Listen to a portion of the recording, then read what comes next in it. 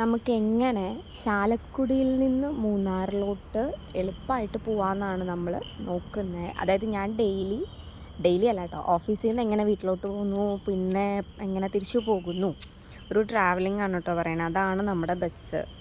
ഞാൻ ഇരിഞ്ഞാലക്കുടയിൽ നിന്ന് ചാലക്കുടിയിലോട്ട് ഒരു 7 മണിക്കൊക്കെ ഇറങ്ങും. അപ്പോൾ 7:45 ചാലക്കുടി ഡിപ്പോന്ന് ബസ് എടുക്കണേ.